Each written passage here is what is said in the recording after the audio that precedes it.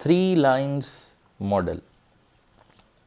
It is a very interesting topic. If you see here in the diagram as well, you will see there is a cube here and there are three angles, three sides. If you see on the top we have governing body like board of directors, senior management. Now below that, if you see, we have written here management, first line. They say the role is to provide product or service to clients and manage the risk. This is basically the management and the staff who is directly responsible for managing the risks. Okay, and effectively, basically, you mean those people who are involved in day-to-day operations. So they are like first line of defense. Now, when you talk about second line, they are those people who provide oversight and support. They are basically, for example, the risk management department, the compliance department, right? So they help the first line in managing the risks. So basically, first line, they are supposed to manage the risk. Second line, they support the first line to manage the risk. Okay. And the third line is basically the internal auditors. We are the third line who give independent assurance that whether the risk management processes are effective or not, right? We verify the work done by both the first line and the second line, that whether they are doing the work effectively and efficiently or not. So that is our job. Okay. So if someone asks you, I mean, what is the purpose of three lines model? So it's very simple. I mean, it's a framework basically which help the organizations to do two things. Okay, two things. Number one, to manage the risk, and number two, to ensure effective governance.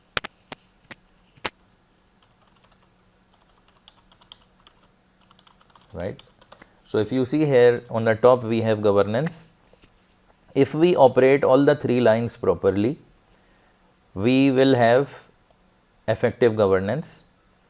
Plus, like I told you, in the first line they manage the risk, right? Second line support them to manage the risk, and the third line they evaluate that whether the first line and second line are doing their job properly or not.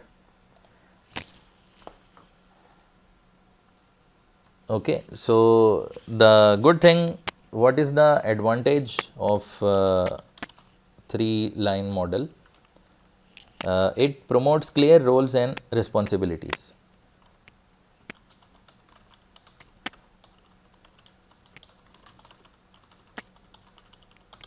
Right.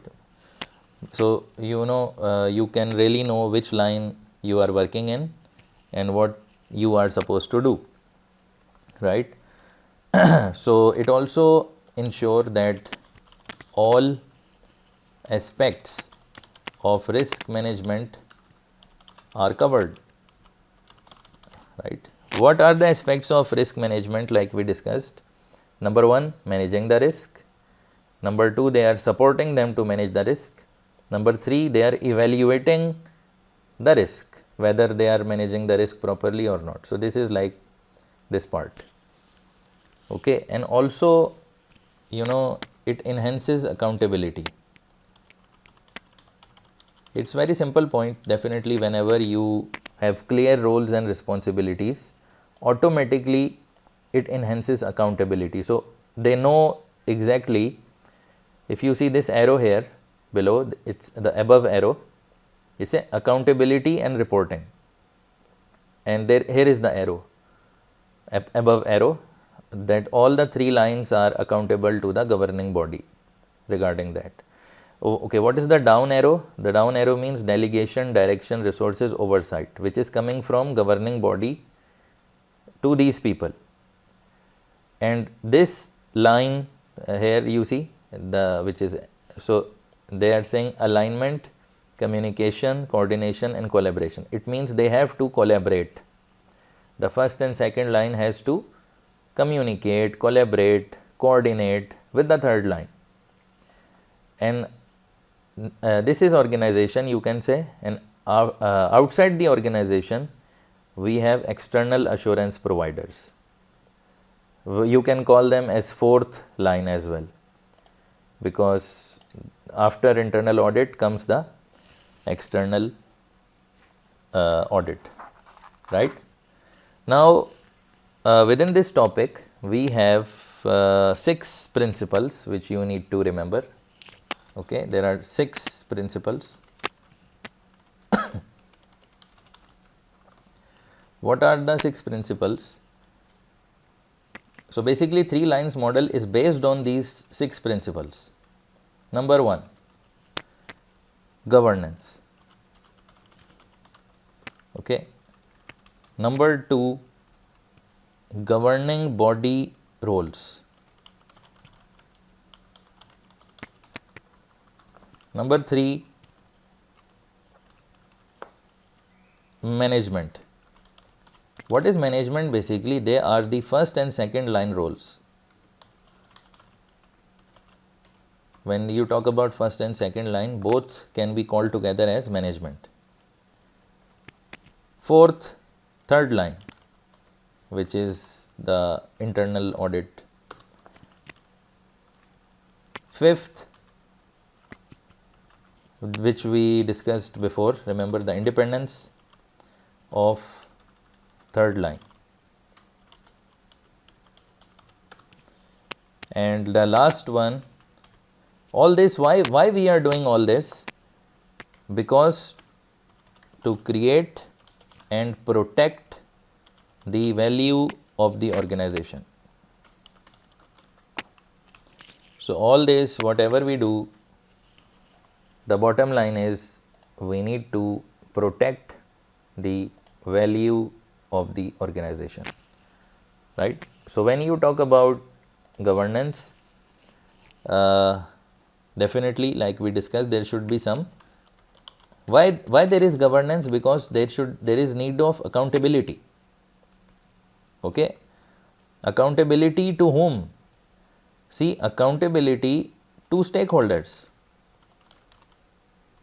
Who are stakeholders? My owners, the government, the external auditors, taxation authority, anyone. So see, even this governing body, it's not mentioned here in the diagram, but they are also responsible to someone, right? They are also accountable to the owners. So definitely this is only possible when the people working below them, they are also accountable to them. So everything should be risk based decisions, risk based audits, right? Because you know, if we start working without taking into account risks, so it is possible we will waste our time, right? So these are the 2 points here to discuss. Governing body roles. What is this? Basically, you need to ensure that there are proper structures and processes. Okay, it has to be ensured that there are proper structures and processes in the organization, like policy, procedures, bylaws, anything. It should be like documented properly, also reviewed on a frequent basis, also, like plans and procedures and everything, and also to make sure they are implemented, right? Also, you know, you need to ensure alignment of these processes and everything with stakeholder interests. So whatever bylaws and policies, procedures you are making, you need to make sure they align with stakeholder interests, because then only you will get the value. Like I wrote in the last, this value thing, if you align the organization with stakeholder interest, then only you will get value. right? And definitely they are the one to provide the resources to the all the lines, basically first line, second line, third line. They need proper resources, proper staffing, proper infrastructure, proper IT system, proper softwares, right? And also in the governance body roles itself, they are responsible to establish and maintain the internal audit function, because internal audit function in can be like optional for some organizations, especially those who are not listed companies, like small private organizations or even bigger but private organizations. They don't have like a requirement to have internal audit department, but it's highly recommended to have it so that things can go smoothly. So this already we discussed that okay, the first line is directly responsible for risk management, right?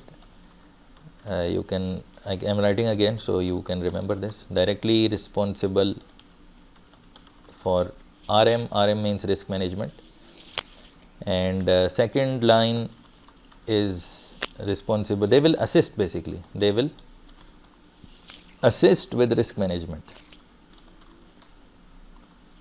How? They can provide expertise, their expertise, and they can provide support, they can provide monitoring, okay, they can challenge the first line if they are not managing the risk properly, right? So like we discussed, who is the second line? Remember, who is the second line? They are like compliance people or risk management department, right? So they can really help the management to manage the risk properly. Okay, so third line, like we discussed as well, it is all about we are providing assurance and advice on the three things. Number one, we provide assurance and advice. Two types of services we provide, and for what we do, basically whether the GRC, three things, governance, risk, controls, compliance, are adequate and effective or not, right? And definitely how we do it, we report to the management, to senior management and the governing body, which is basically board of directors, on all this stuff, right? So see, sometimes you also need to understand we are not perfect as internal auditors. So there might be a limitation, we don't have the resources, or we don't have the knowledge, we don't have the expertise. So we, in this type of situation, we may consider to obtain the assurance from outside, okay, from external providers. So we can hire a consultant, we can engage. Definitely all this will be done in coordination with senior management and the board, because they are the ones to give money, right? We need budget to hire someone from outside, and also their approval. Independence of third line we discussed before, free from interference, right? And direct accountability, direct reporting to the board, less senior management involvement, okay, unrestricted access to people, to the resources, to the data, all these things. So I am not writing here anything because we already discussed this part. And what about value, creating value? Definitely through, if you remember the diagram above, Value can be created with this engagement, with the alignment, with the communication, with the coordination, with the collaboration, right. So, all this will create value for the organization and will help. I will write here for you like how we can create and protect the value, alignment, right, and communication, cooperation and collaboration, 4 things. So, when this is being done among the different departments of organization, so definitely the organization will increase the value, the processes will be streamlined, there will be less errors, less chances of fraud, more sales, more profitability, more share price, right. So, all this will happen if this is done properly. Okay. So, this is basically the 3 lines model, and it is really important from exam perspective to understand what is the difference among these 3 lines.